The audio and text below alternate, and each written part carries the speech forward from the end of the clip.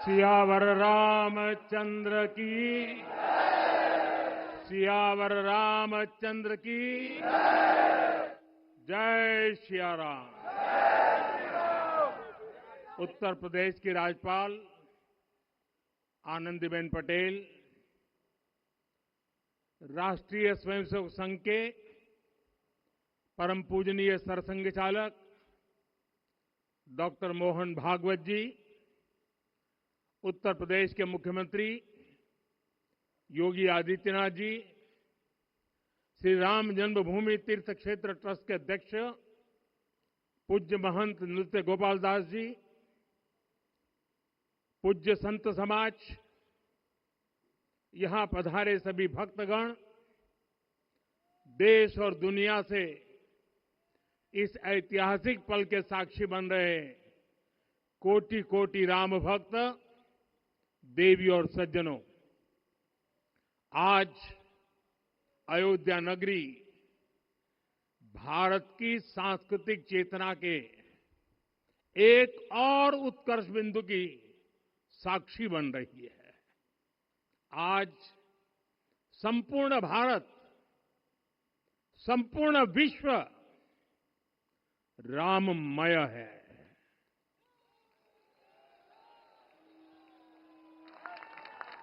हर राम भक्त के हृदय में अद्वितीय संतोष है, असीम कृतज्ञता है, अपार अलौकिक आनंद है। सदियों के घाव भर रहे हैं, सदियों की वेदना आज विराम पा रही है, सदियों का संकल्प आज सिद्धि को प्राप्त हो रहा है। आज उस यज्ञ की पूर्णाहुति है जिसकी अग्नि 500 वर्ष तक प्रज्वलित रही। जो यज्ञ एक पल भी आस्था से डिगा नहीं, एक पल भी विश्वास से टूटा नहीं।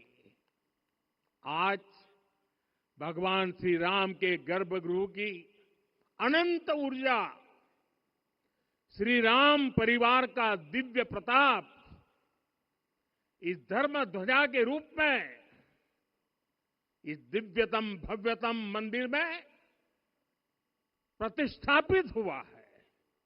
और साथियों, ये धर्म ध्वजा केवल एक ध्वजा नहीं,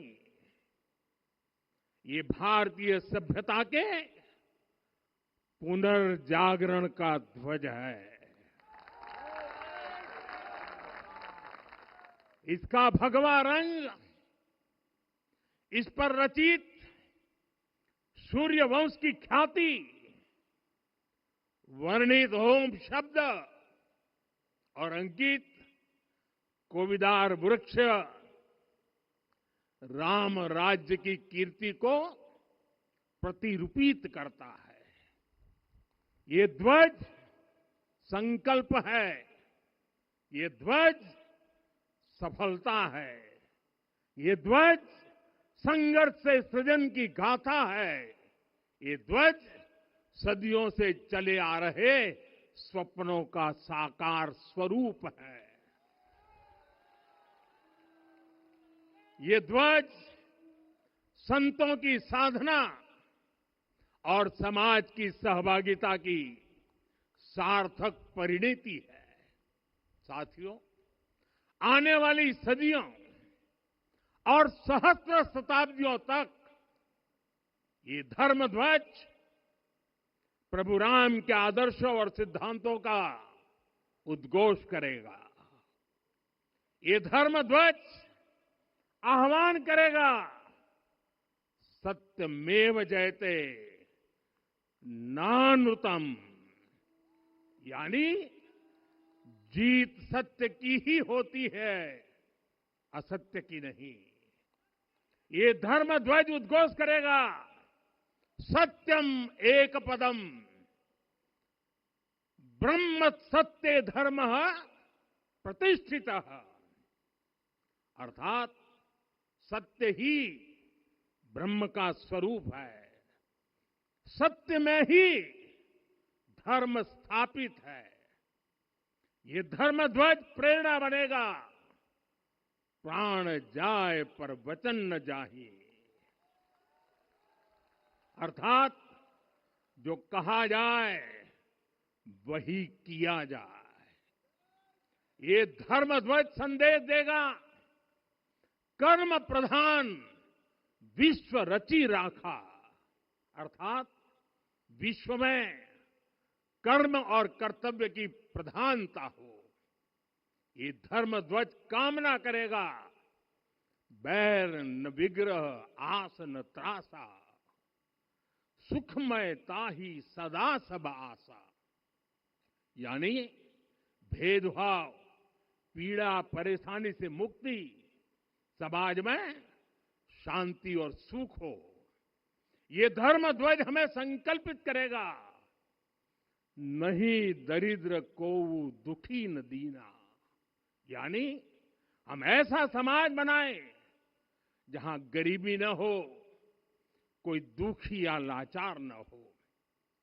साथियों, हमारे ग्रंथों में कहा गया है, आरोपितम ध्वजम दृष्ट्वा ये अभिनंदनित धार्मिका ते अपि सर्वे प्रमुच्यते महापातक कोटि भी, यानी जो लोग किसी कारण मंदिर नहीं आ पाते और दूर से मंदिर के ध्वज को प्रणाम कर लेते हैं, उन्हें भी उतना ही पुण्य मिल जाता है। साथियों, ये धर्म ध्वज भी इस मंदिर के ध्येय का प्रतीक है। ये ध्वज दूर से ही राम लला की जन्मभूमि के दर्शन कराएगा और युगों युगों तक प्रभु श्री राम के आदेशों और प्रेरणाओं को मानव मात्र तक पहुंचाएगा।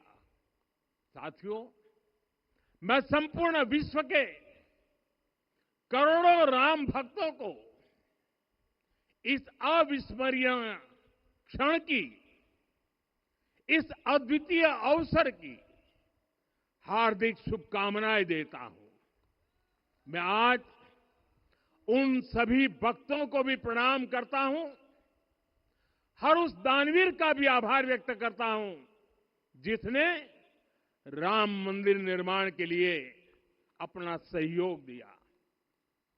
मैं राम मंदिर के निर्माण से जुड़े हर श्रमवीर, हर कारीगर, हर योजनाकार, हर वास्तुकार, सभी का अभिनंदन करता हूं। साथियों, अयोध्या वह भूमि है जहां आदर्श आचरण में बदलते हैं। यही वह नगरी है जहां श्री राम ने अपना जीवन पथ शुरू किया था। इसी अयोध्या ने संसार को बताया कि एक व्यक्ति कैसे समाज की शक्ति से, उसके संस्कारों से पुरुषोत्तम बनता है। जब श्री राम अयोध्या से वनवास को गए तो वे युवराज राम थे, लेकिन जब लौटे तो मर्यादा पुरुषोत्तम बनकर के आए और उनके मर्यादा पुरुषोत्तम बनने में महर्षि वशिष्ठ का ज्ञान, महर्षि विश्वामित्र की दीक्षा, महर्षि अगस्त्य का मार्गदर्शन, निषाद राज की मित्रता, मां शबरी की ममता, भक्त हनुमान का समर्पण, इन सब की अनगिनत ऐसे लोगों की महत्वपूर्ण भूमिका रही है। साथियों, विकसित भारत धर्म ध्वजा पर अंकित कोविदार वृक्ष, ये कोविदार वृक्ष इस बात का उदाहरण है कि जब हम अपनी जड़ों से कट जाते हैं तो हमारा वैभव इतिहास के पन्नों में दब जाता है। साथियों, जब भरत अपनी सेना के साथ चित्रकूट पहुंचे तो लक्ष्मण ने दूर से ही अयोध्या की सेना को पहचान लिया। ये कैसे हुआ? इसका वर्णन वाल्मीकि जी ने किया है। और वाल्मीकि जी ने क्या वर्णन किया है? उन्होंने कहा है, विराजित उद्गत स्कंधम कोविदार ध्वजः रथे। लक्ष्मण कहते हैं, राम, सामने जो तेजस्वी प्रकाश में विशाल वृक्ष जैसा ध्वज दिखाई दे रहा है, वही अयोध्या की सेना का ध्वज है। उस पर कोविदार का शुभ चिन्ह अंकित है। साथियों, आज जब राम मंदिर के प्रांगण में कोविदार फिर से प्रतिष्ठित हो रहा है, यह केवल एक वृक्ष की वापसी नहीं है, यह हमारी स्मृति की वापसी है, हमारी अस्मिता का पुनर्जागरण है, हमारी स्वाभिमानी सभ्यता का पुनः उद्घोष है। कोविदार वृक्ष हमें याद दिलाता है कि जब हम अपनी पहचान भूलते हैं तो हम स्वयं को खो देते हैं, और जब पहचान लौटती है तो राष्ट्र का आत्मविश्वास भी लौट आता है। और इसलिए मैं कहता हूं, देश को आगे बढ़ना है तो अपनी विरासत पर गर्व करना होगा। साथियों, अपनी विरासत पर गर्व के साथ साथ एक और बात भी महत्वपूर्ण है, और वो है गुलामी की मानसिकता से पूरी तरह मुक्ति। आज से 190 साल पहले 190 साल पहले साल 1835 में 1835 में मैकाले नाम के एक अंग्रेज ने भारत को अपनी जड़ों से उखाड़ने के बीज बोए थे। मैकाले ने भारत में मानसिक गुलामी की नींव रखी थी। 10 साल बाद यानी 2035 में उस अपवित्र घटना को 200 वर्ष पूरे हो रहे हैं। कुछ दिन पहले विदेश से प्रेरित है, जबकि सच ये है कि भारत लोकतंत्र की जननी है, मदर ऑफ डेमोक्रेसी है। लोकतंत्र हमारे डीएनए में है। साथियों, अगर आप तमिलनाडु जाएंगे तो तमिलनाडु के उत्तरी हिस्से में उतिरमेरूर गांव है। वहां हजारों वर्ष पहले का एक शिलालेख है। उसमें बताया गया है कि उस कालखंड में भी कैसे लोकतांत्रिक तरीके से शासन व्यवस्था चलती थी, लोग कैसे सरकार चुनते थे। लेकिन हमारे यहां तो मैग्ना कार्टा की प्रशंसा का ही चलन रहा। हमारे यहां भगवान बसवन्ना, उनके अनुभव मंटपा की जानकारी भी सीमित रखी गई। अनुभव मंटपा यानी जहां सामाजिक, धार्मिक और आर्थिक विषयों पर सार्वजनिक बहस होती थी, जहां सामूहिक सहमति से निर्णय लिए जाते थे। लेकिन गुलामी की मानसिकता के कारण इस भारत की कितनी ही पीढ़ियों को इस जानकारी से भी वंचित रखा गया। साथियों, हमारी व्यवस्था के हर कोने में गुलामी की इस मानसिकता ने डेरा डाला हुआ था। अब याद करिए, भारतीय नौसेना का ध्वज सदियों तक उस ध्वज पर ऐसे प्रतीक बने रहे जिनका हमारी सभ्यता, हमारी शक्ति, हमारी विरासत से कोई संबंध नहीं था। अब हमने नौसेना के ध्वज से गुलामी के हर प्रतीक को हटाया है। हमने छत्रपति शिवाजी महाराज की विरासत को स्थापित किया है। और ये सिर्फ एक डिजाइन में बदलाव नहीं हुआ, ये मानसिकता बदलने का क्षण था। ये वो घोषणा थी कि भारत अब अपनी शक्ति अपने प्रतीकों से परिभाषित करेगा, न कि किसी और की विरासत से। और साथियों, यही परिवर्तन आज अयोध्या में भी दिख रहा है। साथियों, ये गुलामी की मानसिकता ही है जिसने इतने वर्षों तक रामत्व को नकारा है। भगवान राम अपने आप में एक वैल्यू सिस्टम है।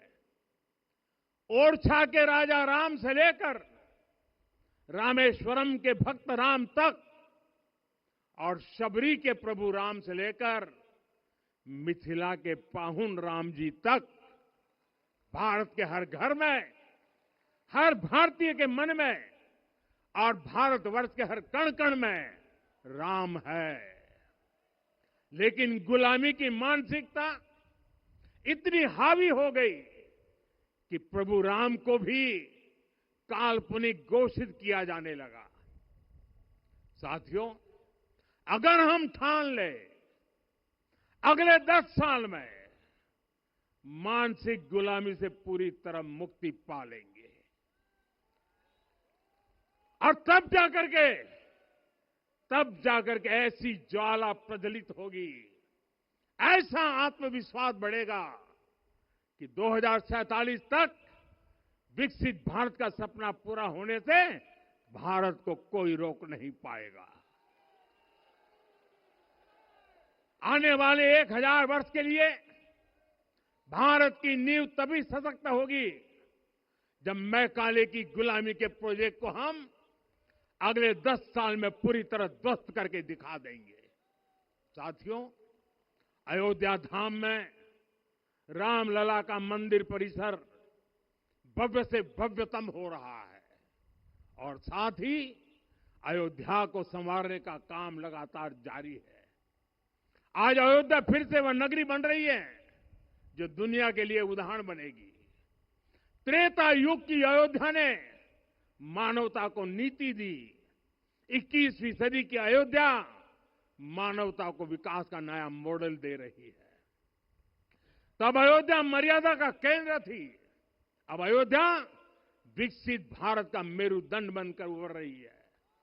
साथियों, भविष्य की अयोध्या में पौराणिकता और नूतनता का संगम होगा।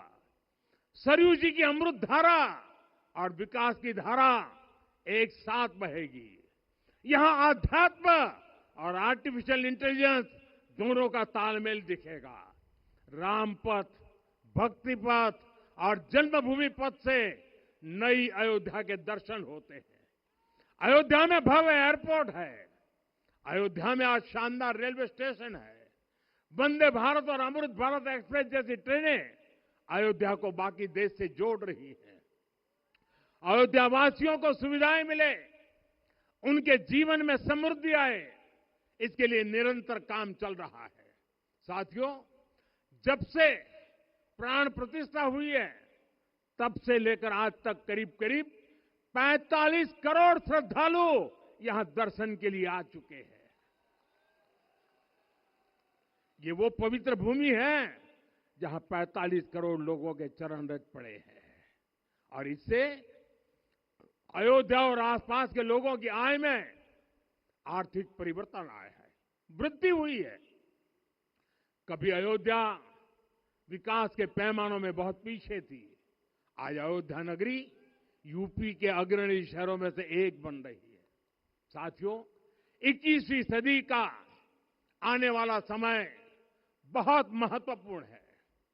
आजादी के बाद के 70 साल में भारत 70 साल में भारत विश्व की 11वीं सबसे बड़ी अर्थव्यवस्था बना। 70 साल में 11वीं। लेकिन पिछले 11 साल में ही भारत विश्व की 5वीं सबसे बड़ी अर्थव्यवस्था बन चुका है। और वो दिन दूर नहीं जब भारत विश्व की तीसरी सबसे बड़ी अर्थव्यवस्था भी बन जाएगा। आने वाला समय नए अवसरों का है, नई संभावनाओं का है। और इस अहम कालखंड में भी भगवान राम के विचार ही हमारी प्रेरणा बनेंगे।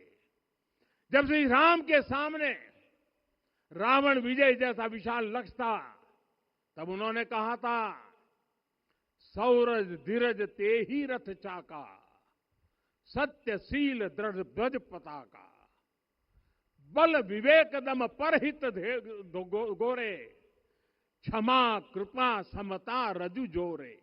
यानी रावण पर विजय पाने के लिए जो रथ चाहिए, शौर्य और धैर्य उसके पहिए हैं, उसकी ध्वजा सत्य और अच्छे आचरण की है, बल विवेक संयम और परोपकार इस रथ के घोड़े हैं। लगाम के रूप में क्षमा दया और समता है जो रथ को सही दिशा में रखते हैं। साथियों, विकसित भारत की यात्रा को गति देने के लिए ऐसा ही रथ चाहिए, ऐसा रथ जिसके पहिए शौर्य और धैर्य हो, यानी चुनौतियों से टकराने का साहस भी हो और परिणाम आने तक दृढ़ता से डटे रहने का धैर्य भी हो। ऐसा रथ जिसकी ध्वजा सत्य और सर्वोच्च आचरण हो, यानी नीति नियत और नैतिकता से समझौता कभी न हो। ऐसा रथ जिसके घोड़े बल विवेक संयम और परोपकार हो, यानी शक्ति भी हो बुद्धि भी हो अनुशासन भी हो और दूसरों के हित का भाव भी हो। ऐसा रथ जिसकी लगाम क्षमा करुणा और संभाव हो, यानी जहां सफलता का अहंकार नहीं और असफलता में भी दूसरों के प्रति सम्मान बना रहे। और इसलिए मैं आदरपूर्वक कहता हूं, ये पल कंधे से कंधा मिलाने का है, ये पल गति बढ़ाने का है। हमें वो भारत बनाना है जो राम राज्य से प्रेरित हो, और ये तभी संभव है जब स्वयं हित से पहले देश हित होगा, जब राष्ट्र हित सर्वोपरि रहेगा। एक बार फिर आप सभी को बहुत बहुत शुभकामनाएं देता हूं। जय सिया राम, जय सिया राम, जय सिया राम। हमारी वीडियो पसंद आई हो तो लाइक कमेंट और शेयर करें, और ऐसी ही वीडियोस को देखने के लिए आप हमारे YouTube चैनल BBN भव्य वसुंधरा न्यूज को सब्सक्राइब कर बेल आइकन को प्रेस करें।